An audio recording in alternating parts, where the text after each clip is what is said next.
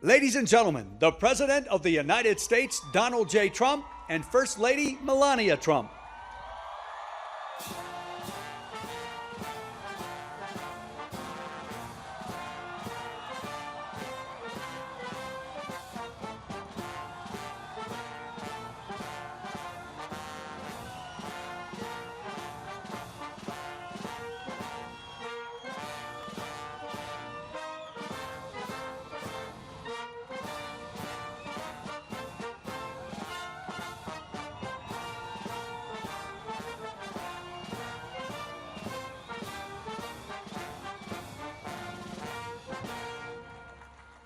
Please rise for the playing of the National Anthem.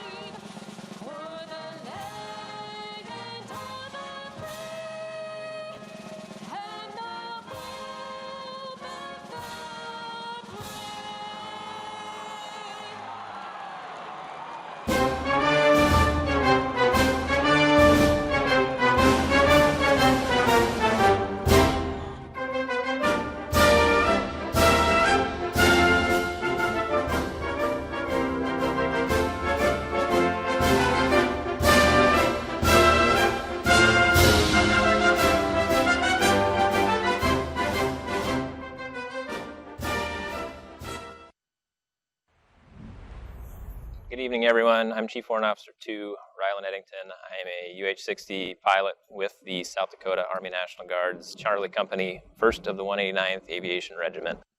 My wife, Kayla, and I would like to welcome you to the great state of South Dakota. South Dakota National Guard, along with our nation's military, proudly serves our state and the nation. Whether at home or overseas, we stand ready to support and defend the citizens of South Dakota and the United States. Thank you for your continued support of our armed forces. We hope you enjoy the festivities tonight.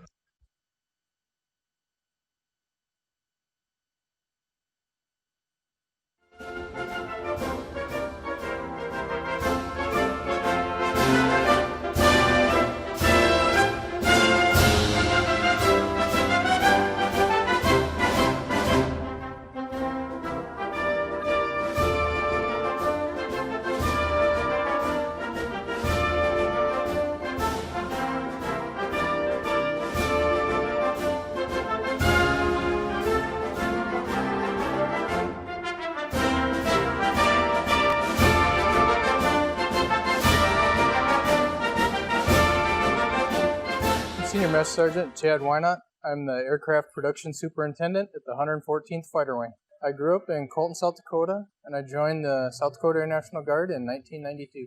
As the Production Superintendent, I direct the maintenance for our F-16 fighter aircraft, all the unscheduled and scheduled maintenance. Our mission is to generate combat air power with our F-16 aircraft. It means a lot to me to follow in my parents' footsteps. It's very rewarding, and I really like serving with my children. That's also a rewarding opportunity. Ladies and gentlemen, please enjoy your 114th Fighter Wing Fighting Lobos, South Dakota Air National Guard.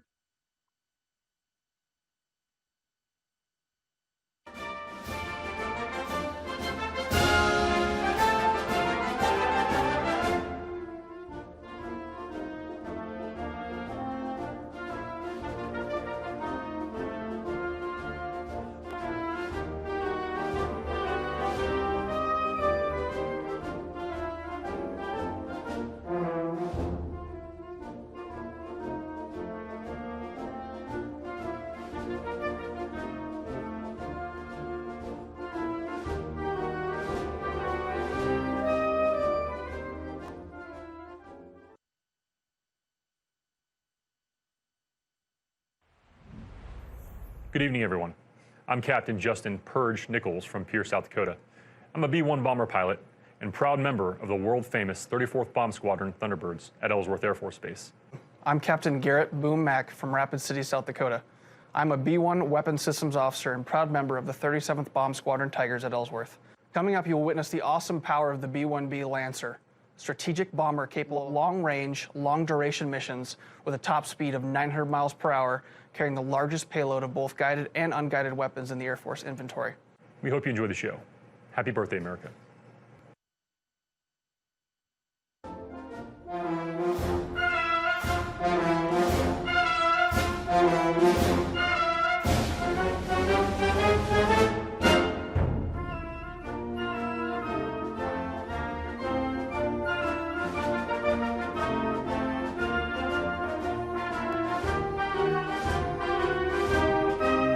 Good evening, ladies and gentlemen. Your United States Navy Flight Demonstration Squadron takes pleasure in performing for you here at Mount Rushmore, South Dakota. Since 1946, the Blue Angels have had the unique privilege of demonstrating to the American public the precision techniques of naval aviation, hoping to inspire a culture of excellence and service to the country. Here at Mount Rushmore, we will perform a flyby in traditional Blue Angel formation so that you may see and take pride in the precise fashion in which your Navy and Marine Corps pilots are trained to fly. Representing your United States Navy and Marine Corps, the Blue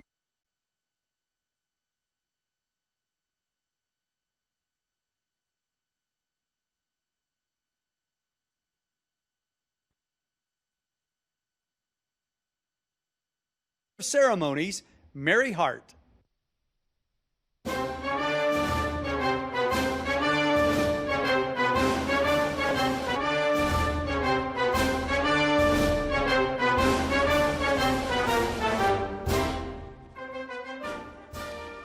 Thank you and good South Dakota evening to one and all.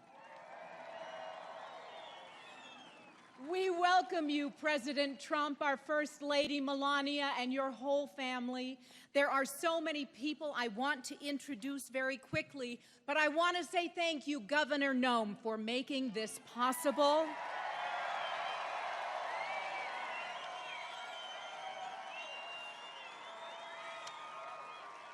And thank you to you, incredible audience. You have been here for hours today, and it was only 125 degrees out here in the sun. And you're not only seated here, you are up there, and you are beyond. So you are just spectacular for being here to celebrate an early 4th of July, the birthday of our great nation. I also want to briefly introduce, you know these gentlemen well, former Governor and current Senator Mike Rounds, and John Thune, longtime friend. Wonderful to have you here. I see our NSC advisor, Robert O'Brien. Welcome to South Dakota. And Senator Rand Paul, I believe, am I seeing you? Okay. And then we have Congressman Dusty Johnson seated over here. Congressman Jason Smith. Congressman Mark Wayne Mullen, as well as Congressman Adrian Smith. Welcome to you all. It is so incredibly great to be back in my home state of South Dakota. And it started this simply a few weeks ago. It was a text. Isn't that the way all of our important events occur in our lives these days? Did you get my voicemail, Mary? Kristi.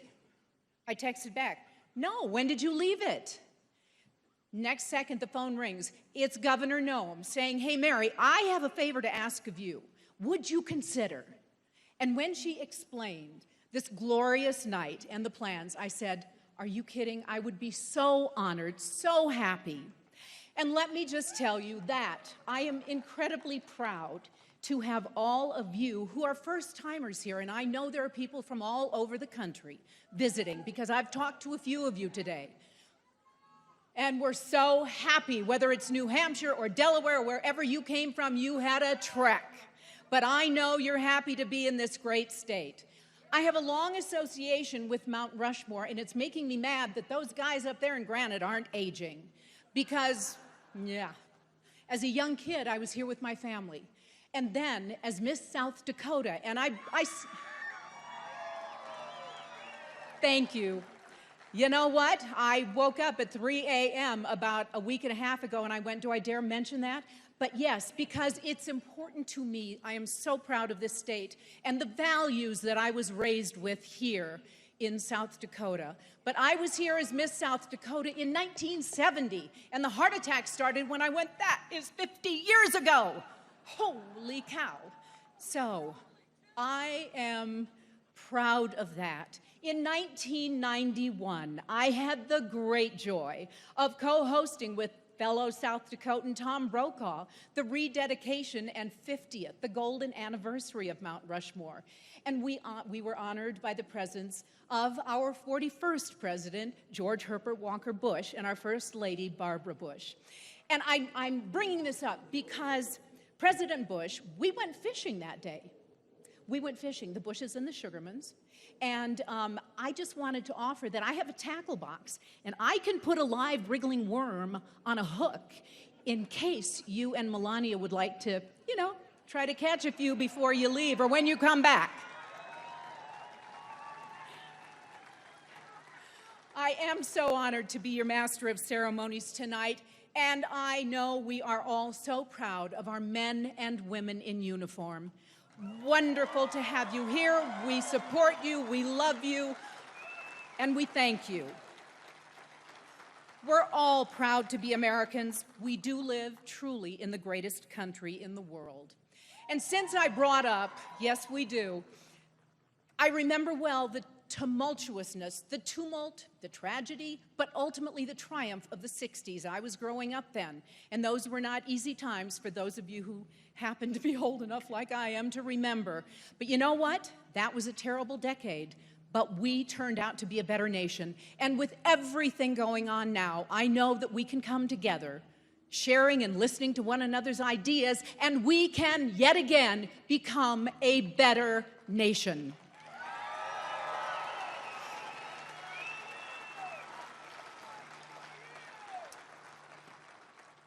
It has been 11 years since fireworks were last seen here on Mount Rushmore, and we are so excited to bring them back. And I would like to thank Secretary Bernhardt, our Interior Secretary, for helping Governor Noem, and thank you, President Trump, for making this beautiful evening happen.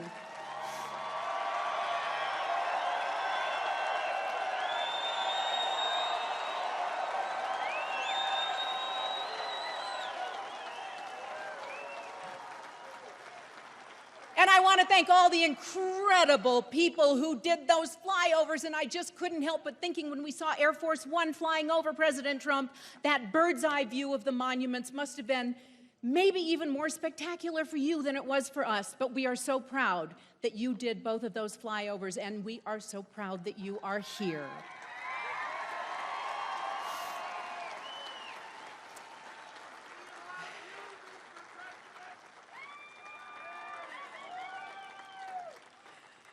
And now I would like to introduce our first speaker, a very special woman, someone who I have gotten to know through the years.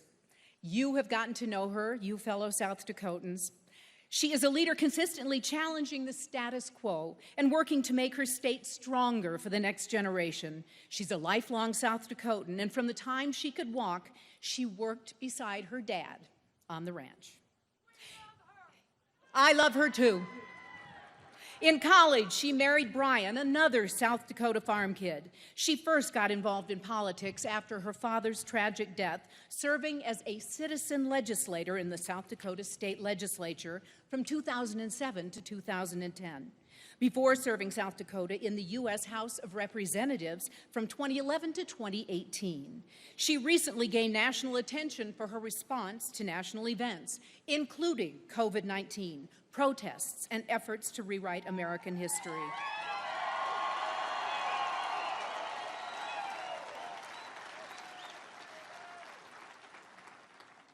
And maybe even more importantly, she often says that her greatest accomplishment is raising 3 children who love the Lord, love their family, and know how to work hard. Would you please give it up for the wonderful Governor of South Dakota, Kristi Noem.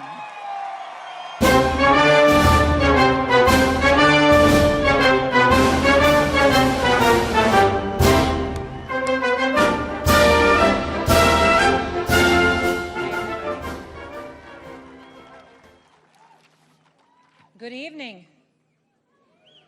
You all look so good. Wow, thank you for coming.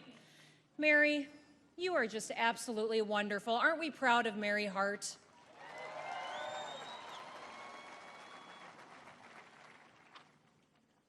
So, I understand there's a lot of South Dakotans here. Who's here from South Dakota? How many of you here tonight, it's your very first visit to South Dakota? Yeah. Thank you for coming. That means the world to me. Tonight we have a very special guest with us. We have the 174th Cyber Protection Unit is with us here tonight. Could they please stand?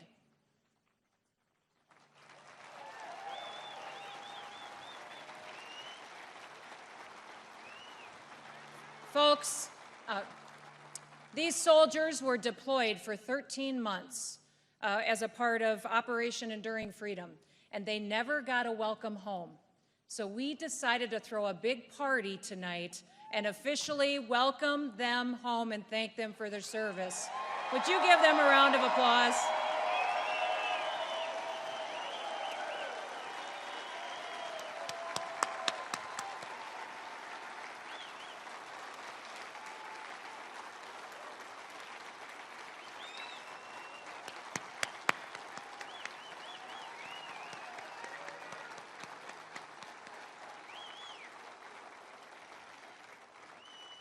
Thank you for your service. Ladies and gentlemen, we have a fantastic evening planned for you, and let me start by introducing someone that has been absolutely instrumental to making tonight happen. It is my honor to introduce David Bernhardt, who is the United States Secretary of the Interior. He was raised in a rural town of Rifle, Colorado, which I've actually elk hunted there, so fantastic elk in Rifle.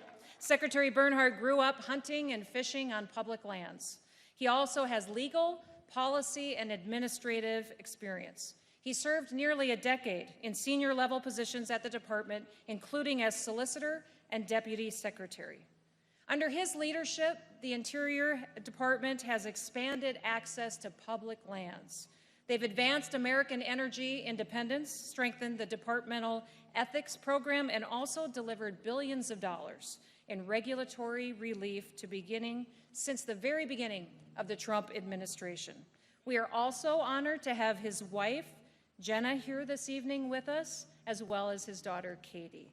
So, ladies and gentlemen, would you please join me in welcoming the United States Secretary of the Interior, David Bernhardt.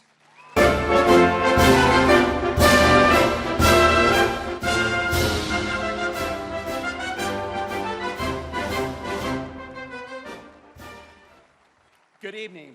Thank you, Governor. It is great to be in South Dakota. Over a decade ago, fireworks illuminated the sky over this memorial, a place that honors our former presidents. Tonight, they return.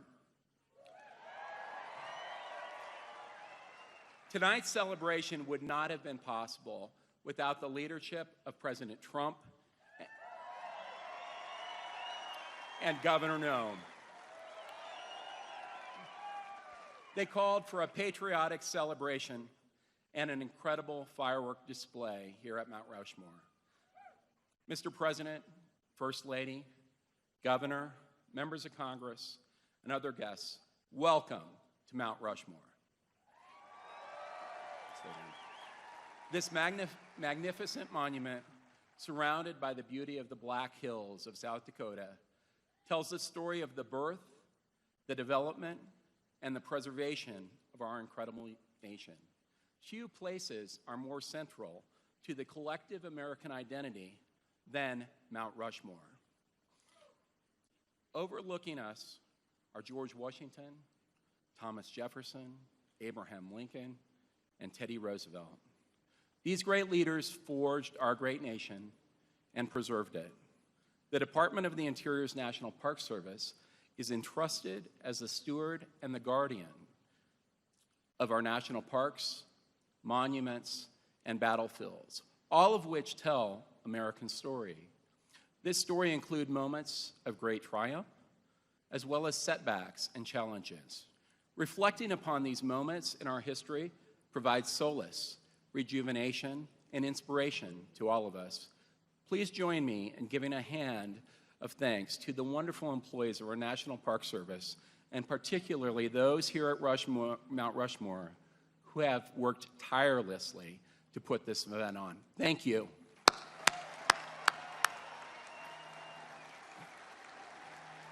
Now, they're awesome. Now, as we are under the gaze of Teddy Roosevelt, I cannot help but note that it was through President Roosevelt's leadership and resolve that we were able to enjoy the public lands and experience our national parks. And it is in Roosevelt's conservation spirit that earlier this year, President Trump called on Congress to pass a historic agreement investing in our public lands. Last month, the Senate passed legislation that he called for, and later this month, we expect Congress will approve legislation to provide our national parks and public lands with the most significant investment in generations so that our children and grandchildren can fully enjoy the splendors of sites like Mount Rushmore. Thank you, Mr. President. Thank you. On this date, in 1776, John Adams described his vision of how we should celebrate our nation's independence. He said it should be marked with pomp and parade, with shows, fires, and illuminations, from one end of the continent to the other. 244 years later, President Trump fosters Adams' vision, even in times of challenge. Adams recognized, it's pretty awesome, Adams recognized that our Independence Day would bring American people together. By doing so, we can each reflect on and appreciate the principles and freedoms that bind us together to make America the greatest nation on the planet. Thank you, and God bless America.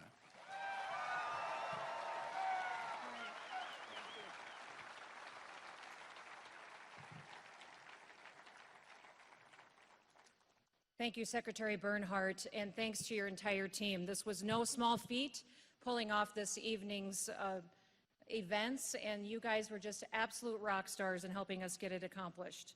It is so good to be with all of you tonight. I just appreciate you coming and helping us celebrate our Independence Day. We have been working since before I was even sworn in as governor to get to this night tonight. In fact, when we had the ticket system set up, we had over 125,000 people sign up in a 3-day period to get to be one of the 7,500 people that are sitting here tonight in these seats for this celebration. Congratulations to all of you that are here in place.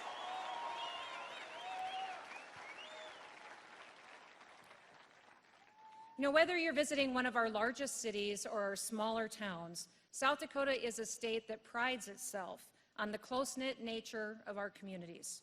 Tonight, if you look to your left, if you look to your right, you're going to see that this crowd isn't just from South Dakota, but it's from everywhere across this nation. We just appreciate you coming, and we know that this is a celebration. Across America these last several weeks, we have been witnessing a very troubling situation unfold. In real time, we are watching an organized, coordinated campaign to remove and eliminate all references to our nation's founding and many other points in our history. You know, rather than looking to the past to help improve our future, Some are trying to wipe away the lessons of history, lessons that we should be teaching to our children and to our grandchildren. This approach focuses exclusively on our forefathers' flaws, but it fails to capitalize on the opportunity to learn from their virtues. Make no mistake, this is being done deliberately to discredit America's founding principles by discrediting the individuals who formed them, so that America can be remade into a different political image. Tonight I want to invite you all and those around the country watching. The founding generation has important things to tell us about America's past, its present, and its future. Remember, our independence was the result of many stars aligning, including a unique assembly of powerful writers, gifted thinkers, and tremendous generals. And don't forget, they were supported by a simple citizen army that defeated the world's most powerful empire.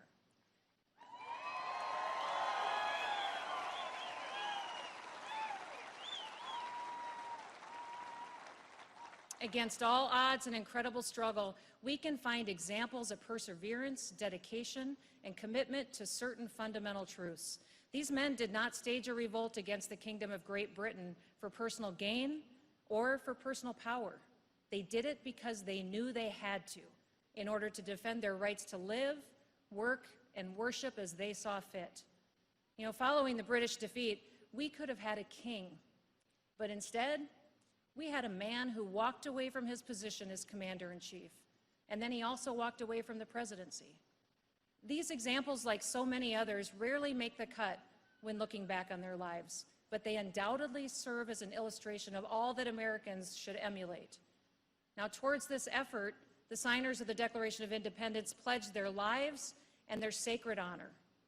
The Declaration is arguably one of the most important statements of purpose ever written, not just because it serves as a justification for our independence to the entire world, but also because it has led to our prosperity and inspired many other nations and peoples to seek freedom. These words are not remembered nearly enough today. We hold these truths to be self-evident, that all men are created equal, that they are endowed by their Creator with certain unalienable rights, and among those are life, liberty, and the pursuit of happiness.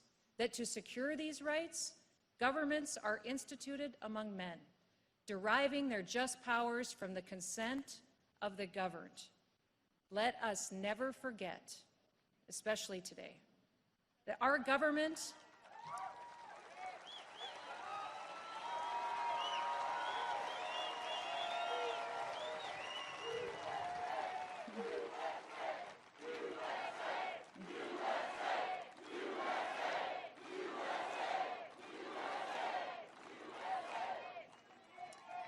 Let us never forget that today, that our government has the power that it does because the people have consented to it. We have consented specifically to a government that will serve all of us equally and that it will protect and uphold the fundamental rights enumerated by our Constitution. It is our duty to renew our commitment to these ideals and to pass them on to those who come after us. These ideals cannot be dismissed as the irrelevant opinions of flawed men. Our founders had their flaws, certainly, but to use those flaws to condemn their ideals is unjust and self-defeating. How many of us have lived up to our own ideals? Without the words, the ideals, and the sacrifices of these few, the world would not have a ringing example of true freedom. We can speak and write, worship, work, defend ourselves, and even protest as we see fit because of these men and their ideals. To attempt to cancel the founding generation is an attempt to cancel our own freedoms. Now,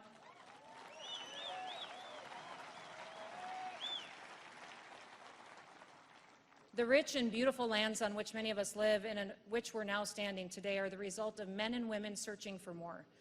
At times, especially today, it seems like we're often paralyzed by the present and we're defeatist about the future. Our country was founded by dissidents and people seeking to make a better life for themselves and for their children. People all over the world continue to flock to America today. The simple reason is that it is our commitment to the ideals that were laid out by our forefathers. The struggle to maintain the Union was about the proposition that America must live up to the principles articulated in the Declaration. And America's rebirth allowed a fuller realization of the fundamental purposes of government articulated in the Declaration. In 1862, a simple question was put before Congress: can we do better? Our choice was clear. We could either nobly save or meanly lose the last best hope on earth. The way is plain, peaceful, generous, just, a way which, if followed, the world will forever applaud. The men and women who built this country envisioned an America that would project a positive influence throughout the world, to spread the values of the rule of law, optimism, and liberty to places that had not known them. They also took on the mission of protecting the natural wonders of the West, something all of us sitting here tonight can be thankful for. In particular, I think many of us, especially those of us that are on the political front lines, would be wise to remember. It is not the critic who counts, not the man who points out how the strong man stumbles, or where the doer of deeds could have done them better. The credit belongs to the man who is actually in the arena, whose face is marred by dust and sweat and blood, who strives valiantly, who errs, who comes up short again and again, because there is no effort without error and shortcoming, but who does actually strive to do the deeds, who knows great enthusiasms, the great devotions, who spends himself in a worthy cause, who at the best knows in the end the triumph of high achievement, and who at the worst, if he fails, at least fails while daring greatly, so that his place shall never be with the cold and timid souls who neither knew victory or defeat. Boy, you'd be hard-pressed to find a more appropriate quote to guide leaders today. Leadership requires wisdom, a will to act, and the confidence to stand up for what's right. Our love for America and our commitment to stand for the principles that make America unique deserves to be applauded. We honor these men and women for their contributions, their leadership, all the positive things that they represent, the things that make America unique, and call us to live up to our promises. This Independence Day, let us be grateful that we have such words and such examples to follow, and that others were willing to sacrifice so much to create a land in which liberty and law can be protected. Let us not destroy history. Let us learn from it by preserving and imitating what is good about it. We are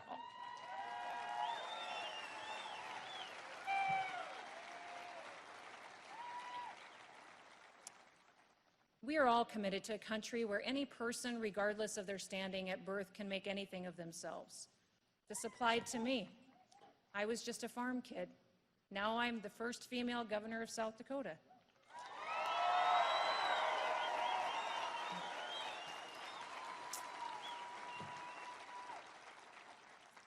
But it applies to everyone else too. Let us, like our founding fathers, pledge our own lives, our fortunes, our sacred honor to the cause of liberty and self-government, so that we may continue to have the freedom to follow our conscience, to build our lives, and to live in peace. Now, I want to introduce someone who understands precisely what it means to brave the dangers of the arena. Someone who strives valiantly, who knows great enthusiasms, who spends himself in a worthy cause, and who has firmly and repeatedly stated his commitment to place Americans, American liberty, American safety, and the American Constitution before anything else. I am talking, of course, about President Donald Trump.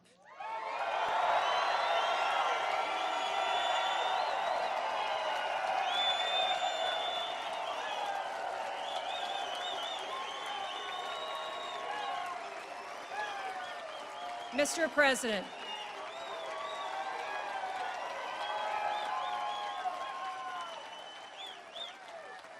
Mr. President, welcome to South Dakota, and thank you. Thank you for your efforts to bring this beautiful celebration of American independence, history, and liberty to fruition. Thank you for your efforts to remind the American people that they provide the consent of the governed on which the legitimate government depends. Ladies and gentlemen, President Donald Trump.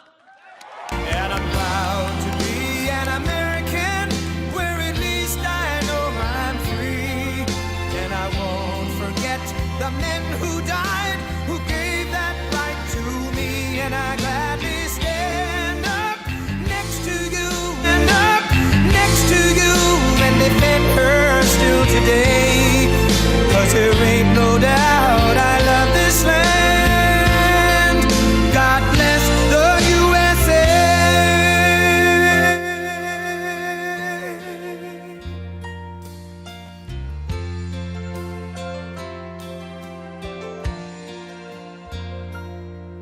From the lakes of Minnesota to the hills of Tennessee, across the plains of Texas, from sea to shining sea, from Detroit down to Houston and New York to LA, where there's pride in every American heart, and it's time we stand and say that I'm proud to be an American, where at least I know I'm free. And I won't forget the men who died, who gave that right to me. And I gladly stand up next to you and defend her still today. 'Cause there ain't no doubt I love this land. God bless the USA.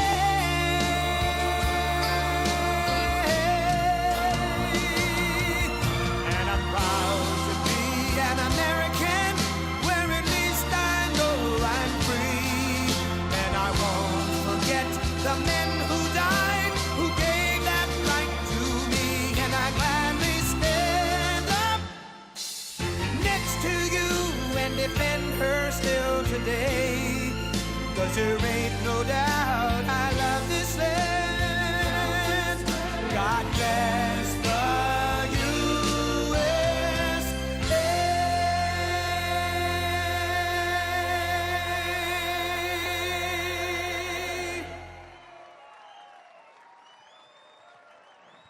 Well, thank you very much, and Governor Noem and Secretary Bernhardt, we very much appreciate it. Members of Congress, distinguished guests, and a very special hello to South Dakota. As we begin this 4th of July weekend, the First Lady and I would wish each and every one of you a very, very happy Independence Day. Thank you. Let us show our appreciation to the South Dakota Army and Air National Guard and the U.S. Air Force for inspiring us with that magnificent display of American air power.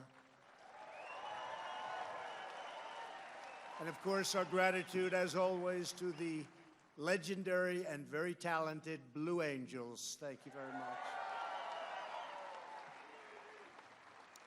Let us also send our deepest thanks to our wonderful veterans, law enforcement, first responders, and the doctors, nurses, and scientists working tirelessly to kill the virus. They are working hard. I want to thank them very, very much. We're grateful as well to your state's congressional delegation, Senator John Thune. John, thank you very much. Senator Mike Rounds. Thank you, Mike. And Dusty Johnson, Congressman. Hi, Dusty. Thank you. And all others with us tonight from Congress, thank you very much for coming. We appreciate it. There could be no better place to celebrate America's independence than beneath this magnificent, incredible, majestic mountain and monument to the greatest Americans who have ever lived. Today we pay tribute to the exceptional lives and extraordinary legacies of George Washington, Thomas Jefferson, Abraham Lincoln, and Teddy Roosevelt.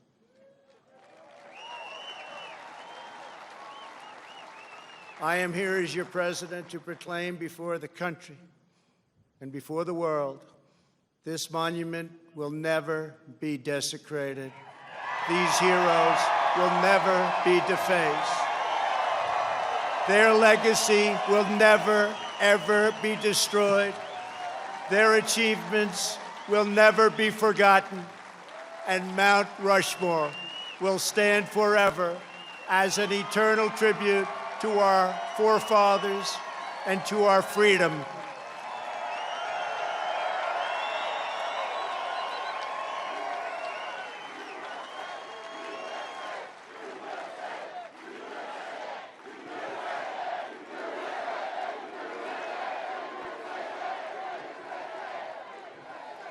We gather tonight to herald the most important day in the history of nations, July 4th, 1776.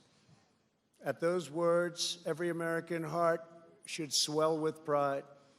Every American family should cheer with delight, and every American patriot should be filled with joy, because each of you lives in the most magnificent country in the history of the world, and it will soon be greater than ever before.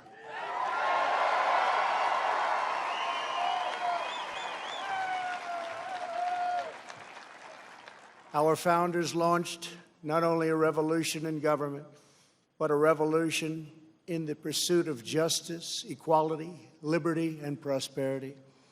No nation has done more to advance the human condition than the United States of America. And no people have done more to promote human progress than the citizens of our great nation.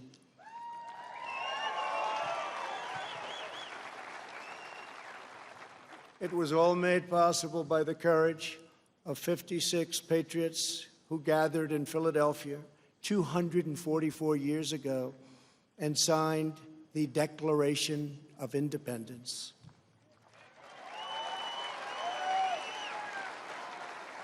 They enshrined a divine truth that changed the world forever when they said, "All men are created equal." These immortal words set in motion the unstoppable march of freedom.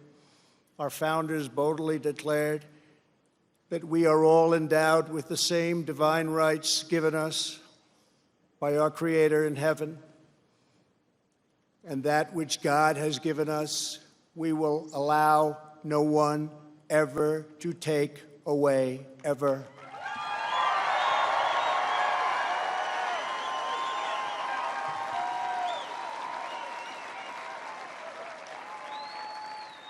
"1776 represented the culmination of thousands of years of Western civilization and the triumph of not only spirit, but of wisdom, philosophy, and reason. And yet, as we meet here tonight, there is a growing danger that threatens every blessing our ancestors fought so hard for, struggled, they bled to secure.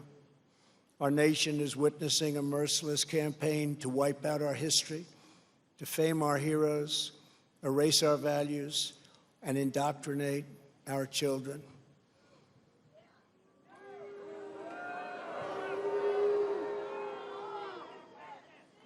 Angry mobs are trying to tear down statues of our founders, deface our most sacred memorials, and unleash a wave of violent crime in our cities.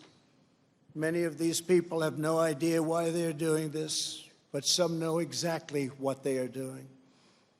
They think the American people are weak and soft and submissive. But no, the American people are strong and proud, and they will not allow our country and all of its values, history, and culture to be taken from them.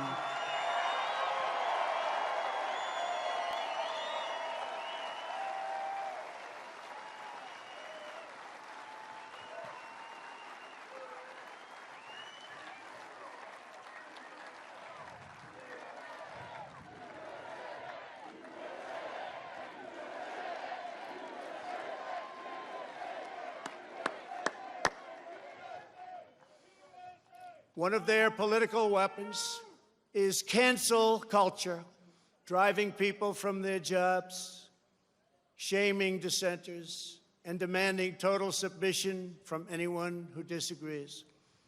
This is the very definition of totalitarianism, and it is completely alien to our culture and to our values, and it has absolutely no place in the United States of America.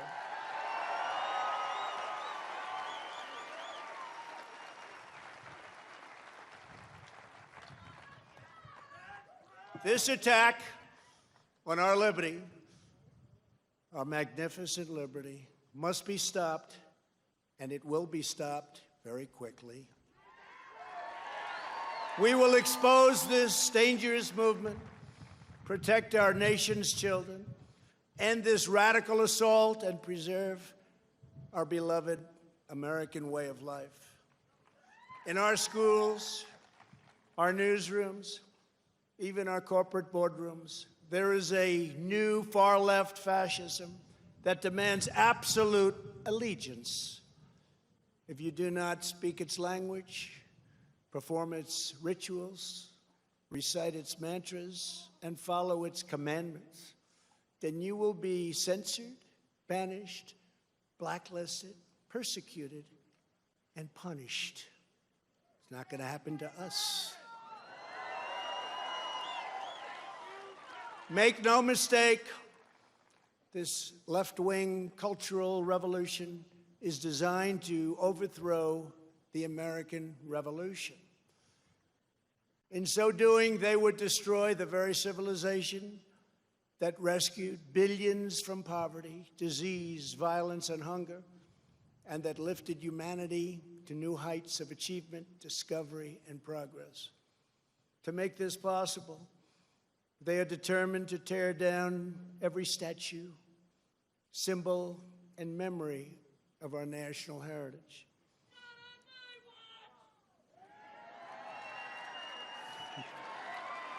True. That's very true, actually. That is why I am deploying federal law enforcement to protect our monuments, arrest the rioters, and prosecute offenders to the fullest extent of the law.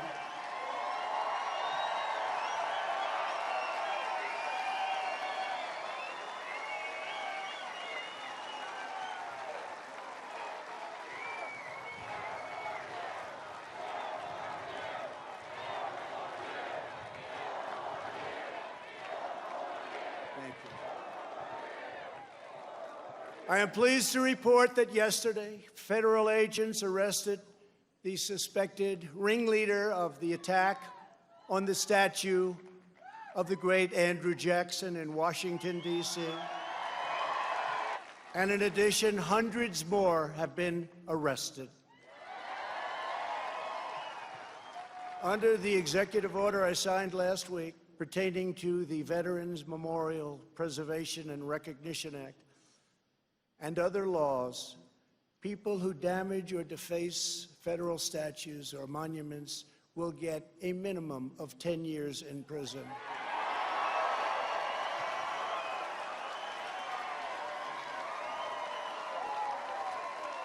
And obviously that includes our beautiful Mount Rushmore.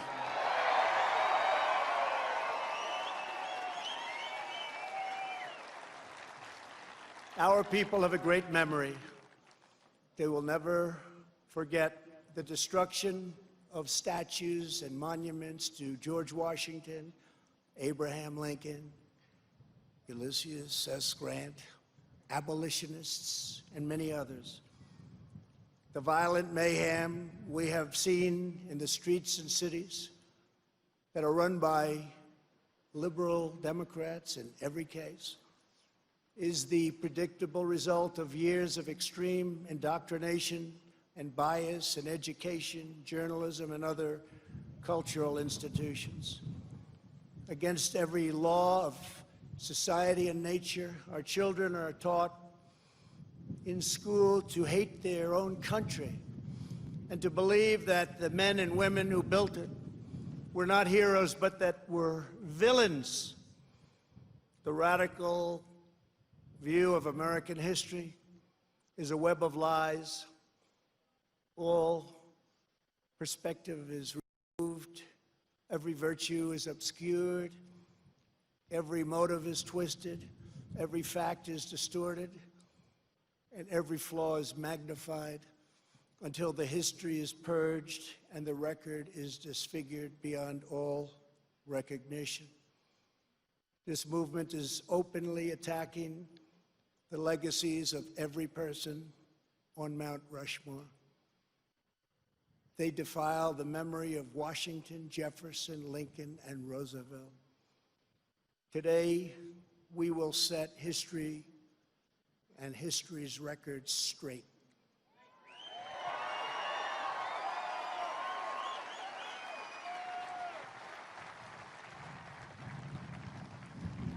Before these figures were immortalized in stone, they were American giants in full flesh and blood, gallant men whose intrepid deeds unleashed the greatest leap of human advancement the world has ever known. Tonight I will tell you, and most importantly, the youth of our nation, the true stories of these great, great men. From head to toe, George Washington represented the strength, grace, and dignity of the American people. From a small volunteer force of citizen farmers, he created the Continental Army out of nothing and rallied them to stand against the most powerful military on earth. Through 8 long years, through the brutal winter at Valley Forge, through setback after setback on the field of battle, he led those patriots to ultimate triumph. When the Army had dwindled to a few thousand men at Christmas of 1776, when defeat seemed absolutely certain, he took what remained of his forces on a daring nighttime crossing of the Delaware River. They marched through 9 miles of frigid darkness, many without boots on their feet, leaving a trail of blood in the snow. In the morning, they seized victory at Trenton. After forcing the surrender of the most powerful empire on the planet, at Yorktown, General Washington did not claim power, but simply returned to Mount Vernon as a private citizen. When called upon again, he presided over the Constitutional Convention in Philadelphia and was unanimously elected our first president.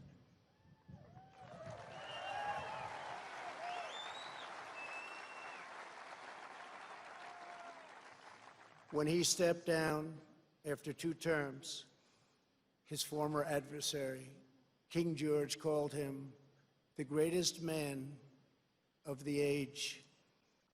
He remains first in our hearts to this day. For as long as Americans love this land, we will honor and cherish the father of our country, George Washington.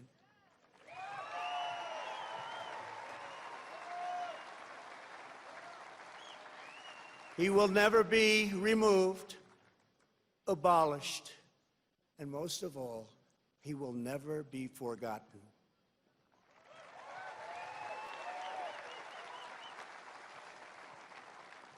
Thomas Jefferson, the great Thomas Jefferson, was 33 years old when he traveled north to Pennsylvania and brilliantly authored one of the greatest treasures of human history, the Declaration of Independence. He also drafted Virginia's Constitution and conceived and wrote the Virginia Statute for Religious Freedom, a model for our cherished First Amendment. After serving as the first Secretary of State and then Vice President, he was elected to the presidency. He ordered American warriors to crush Barbary pirates. He doubled the size of our nation with the Louisiana Purchase. And he sent the famous explorers Lewis and Clark into the West on a daring expedition to the Pacific Ocean. He was an architect, an inventor, a diplomat, a scholar, the founder of one of the world's great universities, and an ardent defender of liberty. Americans will forever admire the author of American freedom, Thomas Jefferson.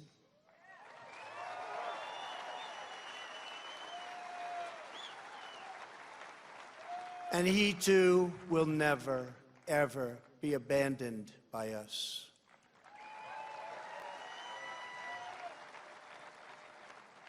Abraham Lincoln, the savior of our union, was a self-taught country lawyer who grew up in a log cabin on the American frontier.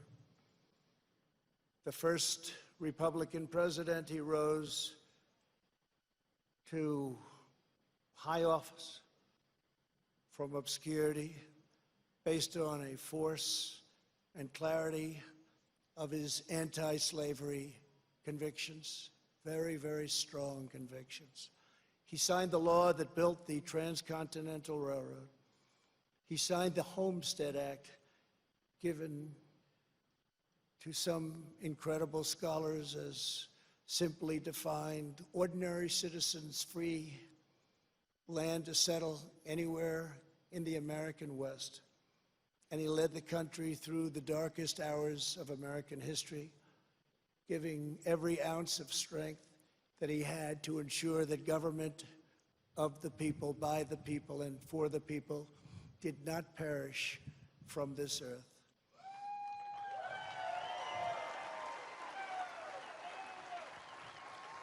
He served as Commander-in-Chief of the U.S. Armed Forces during our bloodiest war, the struggle that saved our Union and extinguished the evil of slavery. Over 600,000 died in that war. More than 20,000 were killed or wounded in a single day in Antietam. At Gettysburg 157 years ago, the Union bravely withstood an assault of nearly 15,000 men and threw back Pickett's charge. Lincoln won the Civil War. He issued the Emancipation Proclamation. He led the passage of the 13th Amendment, abolishing slavery for all time.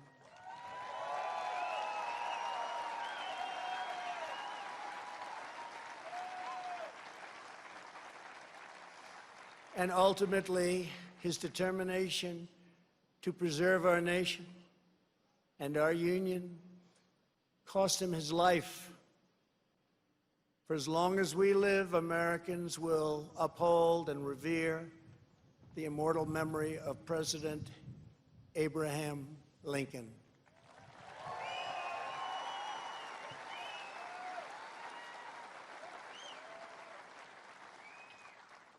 Theodore Roosevelt exemplified the unbridled confidence of our national culture and identity. He saw the towering grandeur of America's mission in the world, and he pursued it with overwhelming energy and zeal. As a lieutenant colonel during the Spanish-American War, he led the famous Rough Riders to defeat the enemy at San Juan Hill. He cleaned up corruption as police commissioner of New York City, then served as the governor of New York, vice president, and at 42 years old, became the youngest ever president of the United States.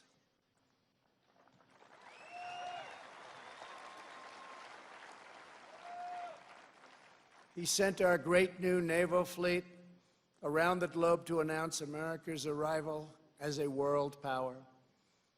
He gave us many of our national parks, including the Grand Canyon. He oversaw the construction of the awe-inspiring Panama Canal. And he is the only person ever awarded both the Nobel Peace Prize and the Congressional Medal of Honor. He was American freedom personified in full. The American people will never relinquish the bold, beautiful, and untamed spirit of Theodore Roosevelt.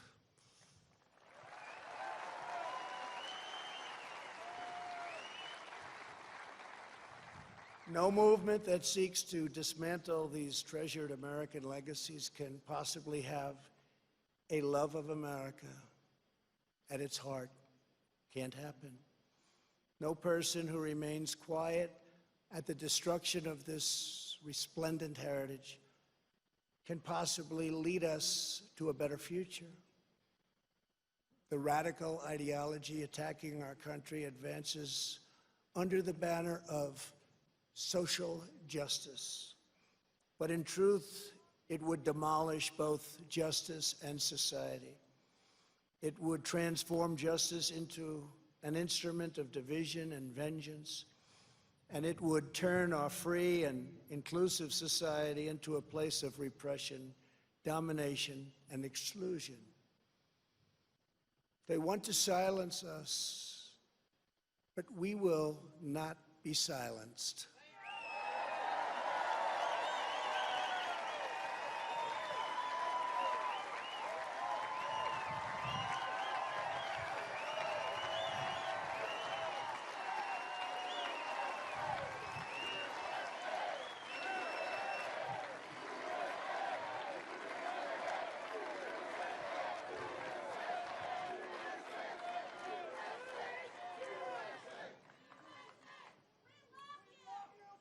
Thank you.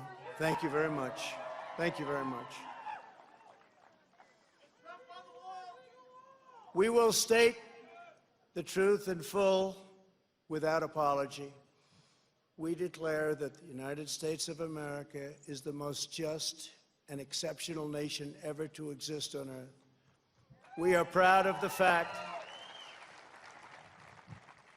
that our country was founded on Judeo-Christian principles, and we understand that these values have dramatically advanced the cause of peace and justice throughout the world. We know that the American family is the bedrock of American life. We recognize the solemn right and moral duty of every nation to secure its borders.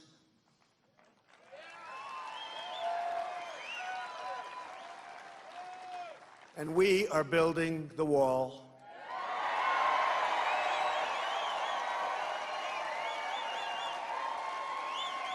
We remember that governments exist to protect the safety and happiness of their own people. A nation must care for its own citizens first. We must take care of America first. It's time. We believe in equal opportunity, equal justice, and equal treatment for citizens of every race, background, religion, and creed. Every child of every color, born and unborn, is made in the holy image of God.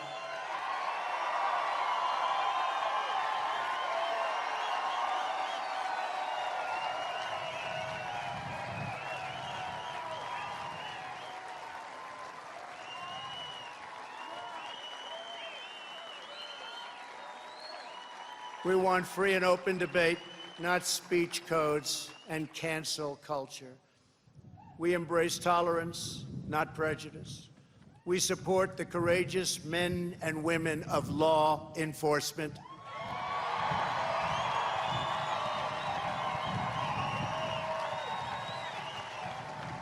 We will never abolish our police or our great Second Amendment, which gives us the right to keep and bear arms.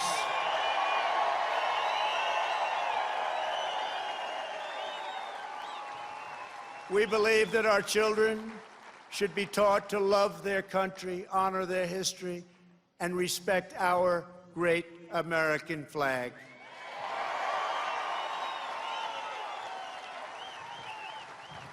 We stand tall, we stand proud, and we only kneel to Almighty God.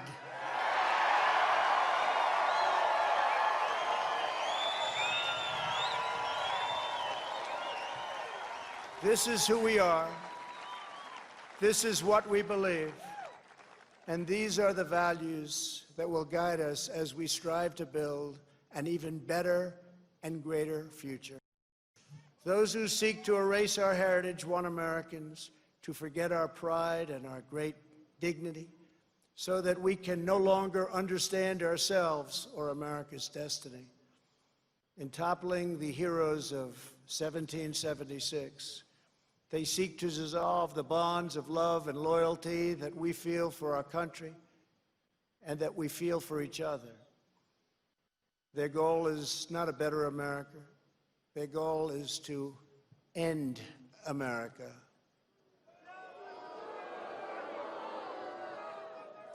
In its place, they want power for themselves. But just as patriots did in centuries past, the American people will stand in their way, and we will win, and win quickly and with great dignity. We will never let them rip America's heroes from our monuments or from our hearts.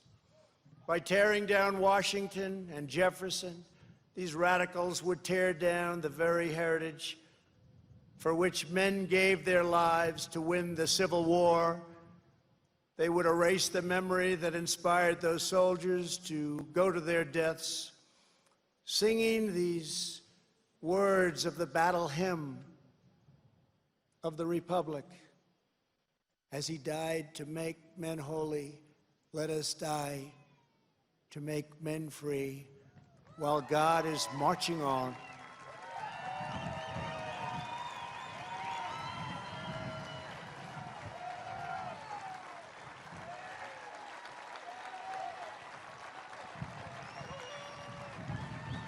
They would tear down the principles that propelled the abolition of slavery and ultimately around the world, ending an evil institution that had plagued humanity for thousands and thousands of years.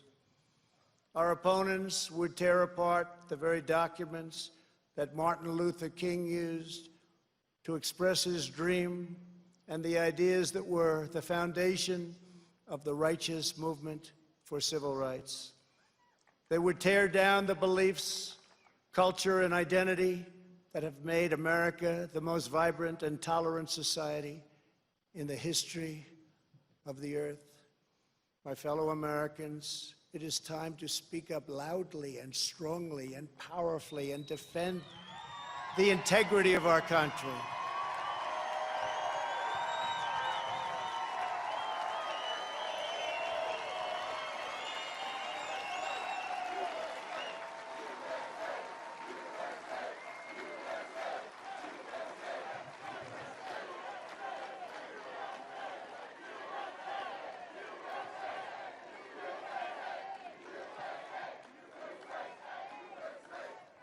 It is time for our politicians to summon the bravery and determination of our American ancestors. It is time.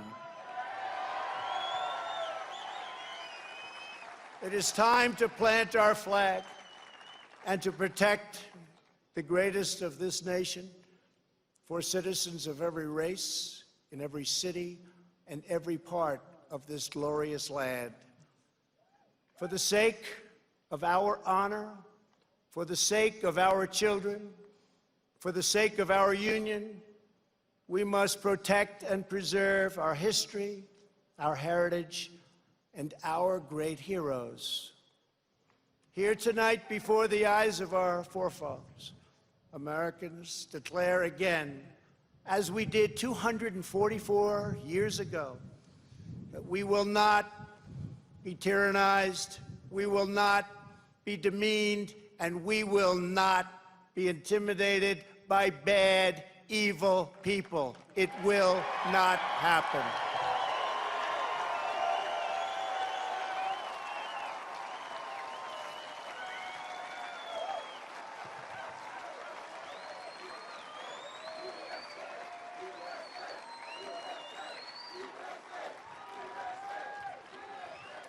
We will proclaim the ideals of the Declaration of Independence, and we will never surrender the spirit and the courage and the cause of July 4th, 1776. Upon this ground, we will stand firm and unwavering. In the face of lies meant to divide us, demoralize us, and diminish us, we will show that the story of America unites us, inspires us, includes us all, and makes everyone free. We must demand that our children are taught once again to see America, as did Reverend Martin Luther King when he said that the founders had signed a promissory note to every future generation. Dr. King saw that the mission of justice required us to fully embrace our founding ideals. Those ideals are so important to us, the founding ideals. He called on his fellow citizens not to rip down their heritage, but to live up to their heritage.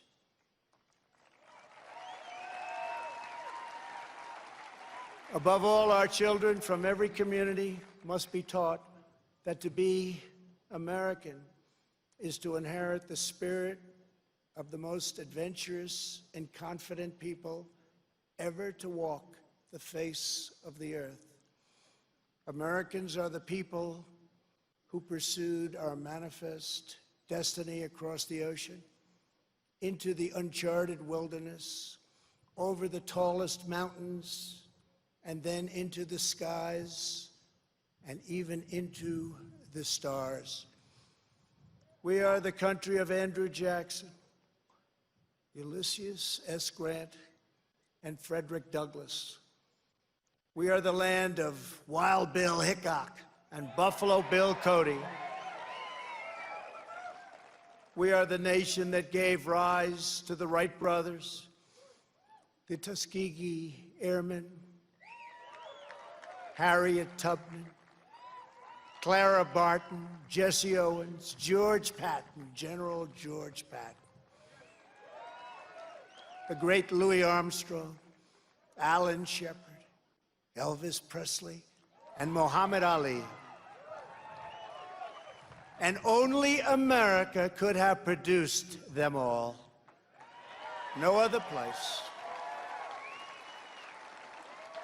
We are the culture that put up the Hoover Dam, laid down the highways, and sculpted the skyline of Manhattan.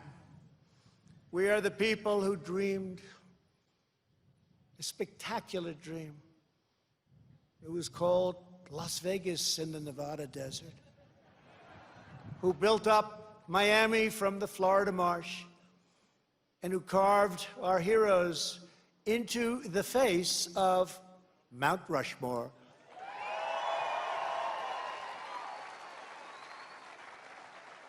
Americans harnessed electricity, split the atom, and gave the world the telephone and the internet. We settled the Wild West, won 2 world wars, landed American astronauts on the moon, and one day, very soon, we will plant our flag on Mars.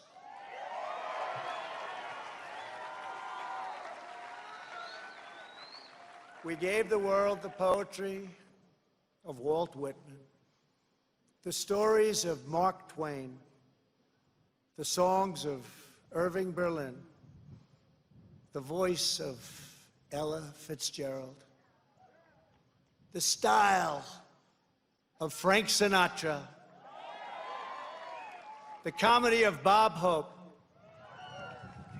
the power of the Saturn V rocket, the toughness of the Ford F-150, and the awesome might of the American aircraft carriers. Americans must never lose sight of this miraculous story. We should never lose sight of it. Nobody has ever done it like we have done it. So today, under the authority vested in me as President of the United States,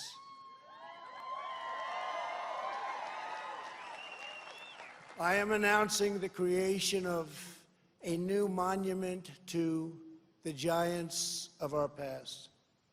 I am signing an executive order to establish the National Guard of American Heroes, a vast outdoor park that will feature the statues of the greatest Americans to ever live.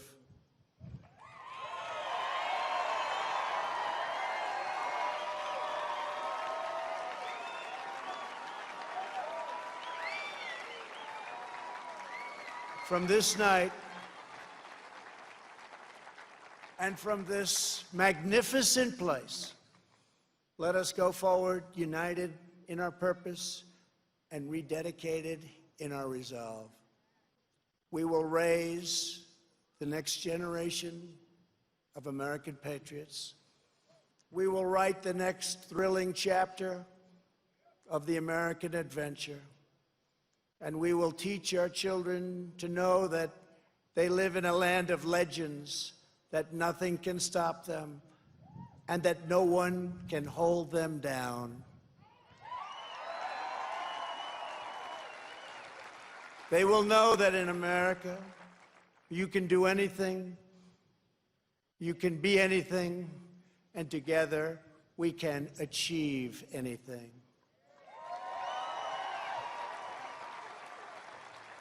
Uplifted by the titans of Mount Rushmore, we will find unity that no one expected. We will make strides that no one thought possible.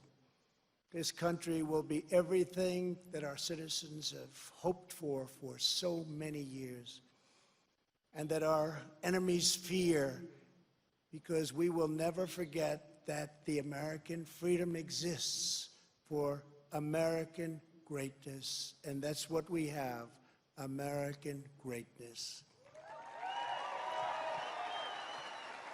Centuries from now, our legacy will be the cities we built, the champions we forged, the good that we did, and the monuments we created to inspire us all. My fellow citizens, America's destiny is in our sights. America's heroes are embedded in our hearts. America's future is in our hands. And ladies and gentlemen, the best is yet to come.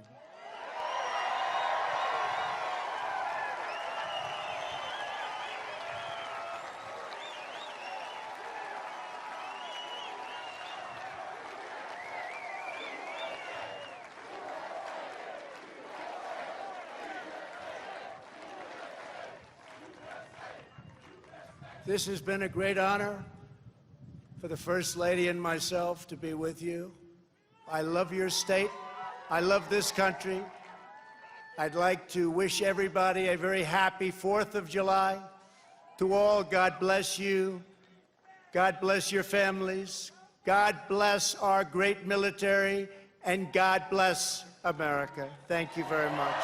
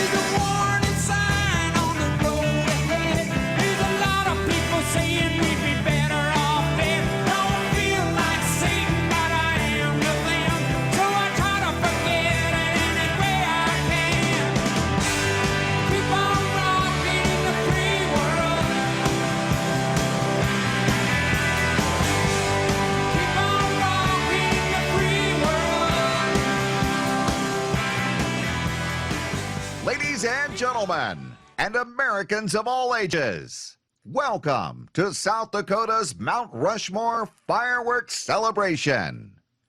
Over the decades, Mount Rushmore National Memorial has grown in fame as a symbol of America, a symbol of freedom and hope for people from all cultures and backgrounds. Tonight, we celebrate our nation's birthday with family and friends across this great land. And now, look to the sky, high above Mount Rushmore, as we proudly present a pyro musical production, The Spirit of America.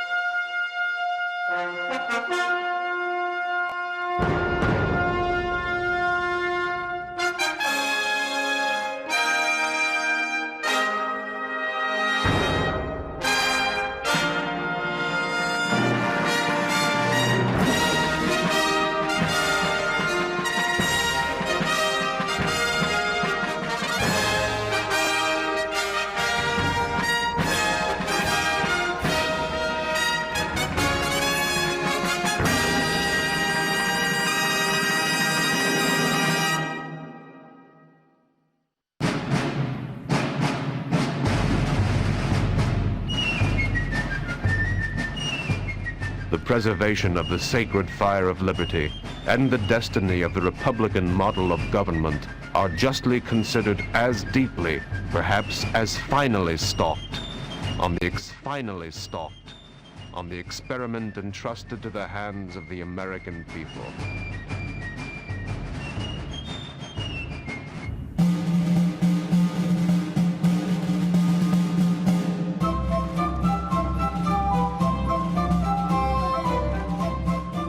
We hold these truths to be self-evident, that all men are created equal, that they are endowed by their Creator with certain unalienable rights, that among these are life, liberty, and the pursuit of happiness.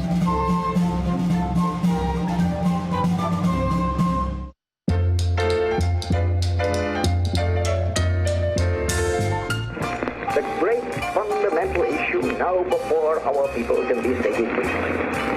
It is, are the American people fit to govern themselves, to rule themselves, to control themselves? I believe they are.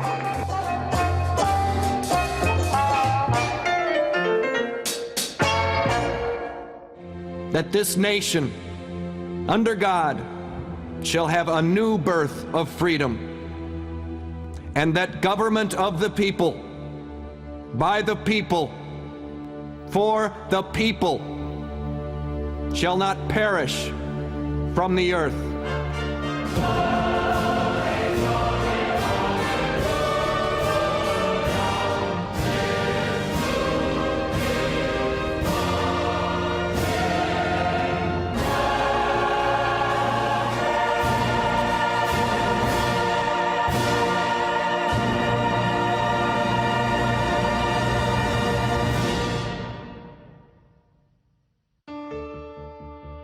In the words of John Adams, Independence Day will be the most memorable in history. It will be celebrated with pomp and parade, bells, bonfires, and illuminations that set off tonight's celebrations here and throughout the land as a proud reminder of the greatness of our country and her people. This kind of celebration could only take place in the land of the free and the home of the brave. America, let's celebrate.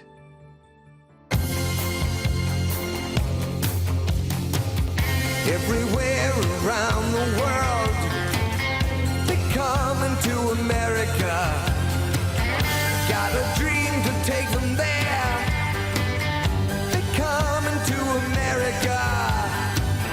They come into America. They come into America today. Today. Today. My country 'tis of thee. Sweet land of liberty. Of thee I sing. Of thee I sing.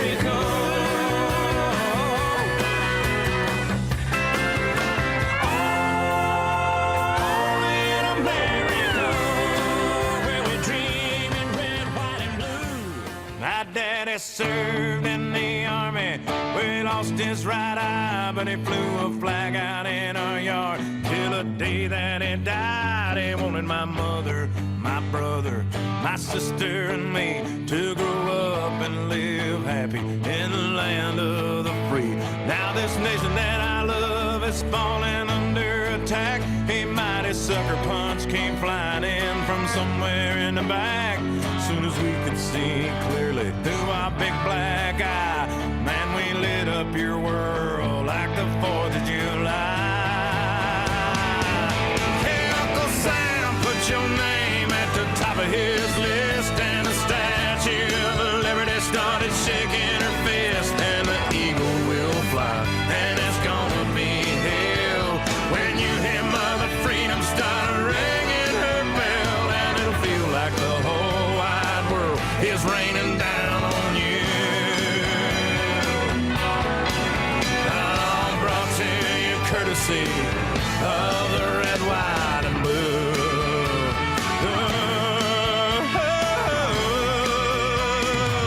Of my red, white, and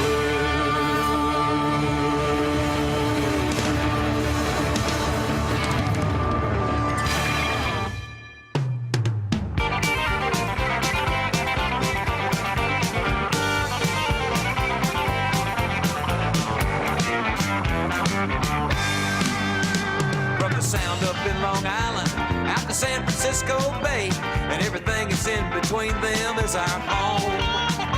And we may have done a little bit of fighting amongst ourselves, but you outside people best leave us alone.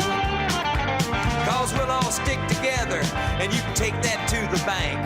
That's the cowboys and the hippies and the rebels and the Yanks. You just go and lay your hand on a Pittsburgh Steelers fan, and I think you're gonna finally understand. And you never did think that it ever would happen again in America, did you? You never did think they would ever get together again. Well, we damn sure proved you were walking real proud and we're talking real loud again. In America, you never did think that it ever would happen again.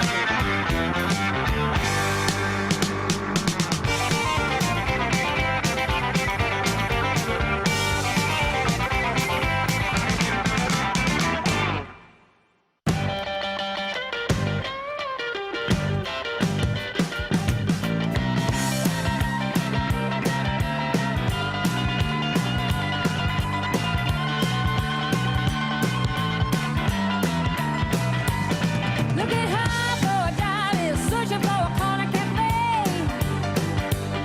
A hamburger sizzling on an open grill night and day. Yeah, and the jukebox jumping with records back in the USA. I'm so glad we're living in the USA. Yes, we're so glad we're living in the USA. Anything you want, we got it right here in the USA. Ah, we're so glad. We're so glad. Ah, we're so glad. We're so glad.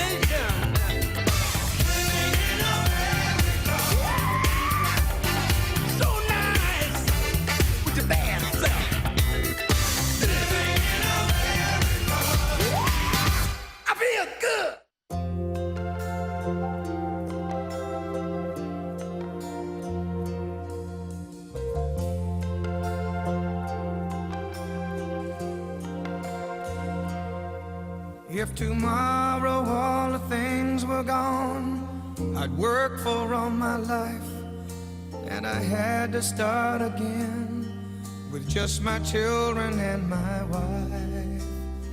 I thank my lucky stars to be living here today, 'cause the flag still stands for freedom, and they can't take that away. And I'm proud to be an American, where at least I know I'm free. And I won't forget the men who died, who gave that right to me. And I gladly stand up next to you and defend her still today, 'cause there ain't no doubt I love this land. God bless the USA.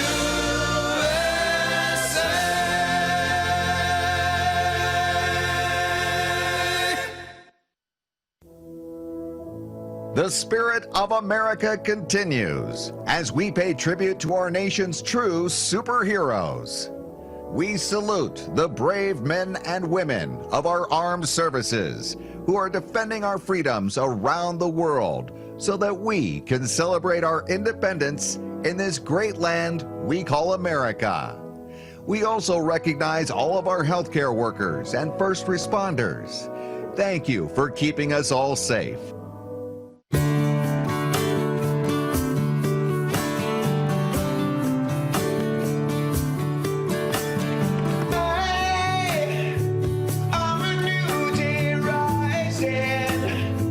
I'm a brand new sky to hang the stars upon tonight.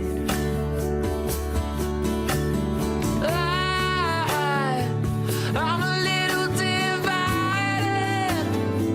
Do I stay or run away and leave it all behind? I know it's times like these you learn to live again. It's times like these you give and give again. It's times like these you learn to love again. It's times like these, time and time again. It's times like these you learn to live again. It's times like these you learn to love again.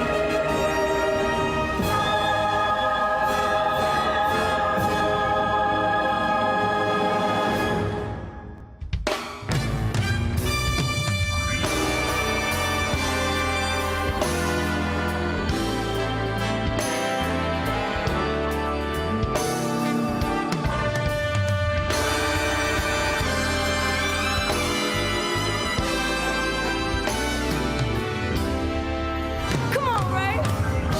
You know, I wish y'all would come along and help me sing this thing. It's all right.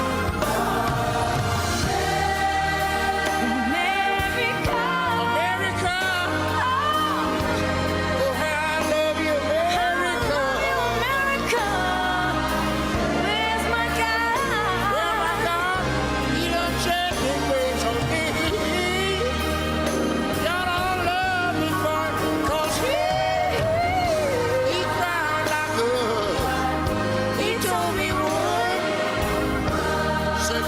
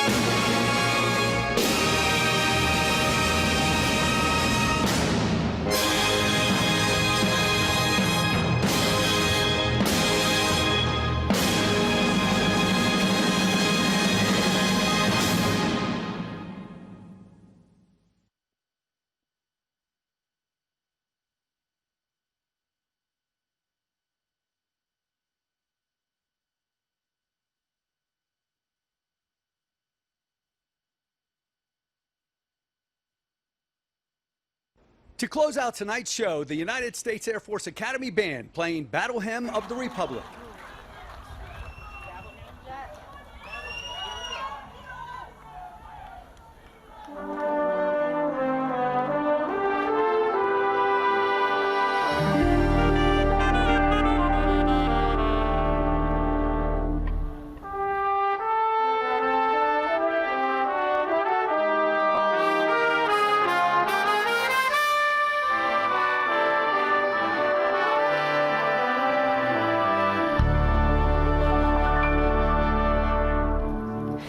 Mine eyes have seen the glory of the coming of the Lord. He is trampling out the vintage where the grapes of wrath are stored. He hath loosed his faithful lightning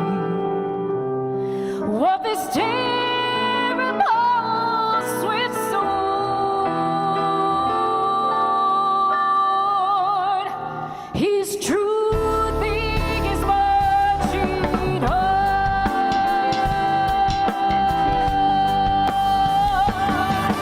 I can see him in the watchtowers of the hundred certain camps. They have wielded him at altar in the evening dews in their hands. I can read his righteous sentence in the dim and blurry lands. His day is marching on. Glory, glory, hallelujah. Glory, glory, hallelujah. Glory, glory, hallelujah. His truth is marching on.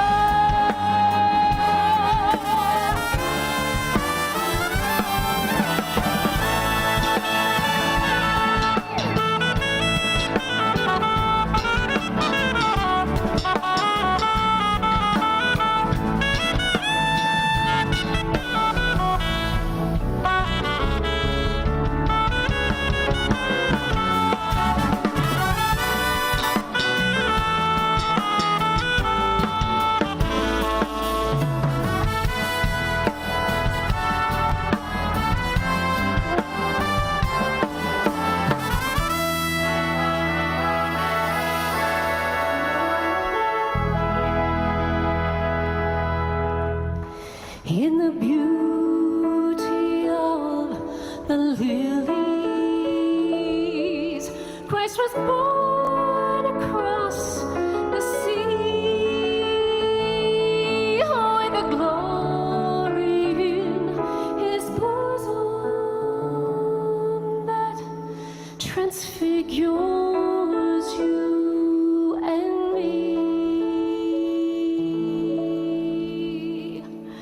as he died to make men holy. Let us live to make men free.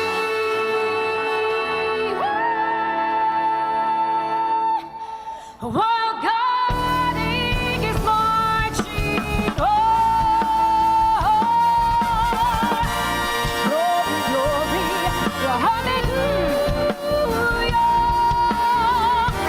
Glory, glory, hallelujah. Glory, glory, hallelujah. His truthing is marching on. His truthing is marching on.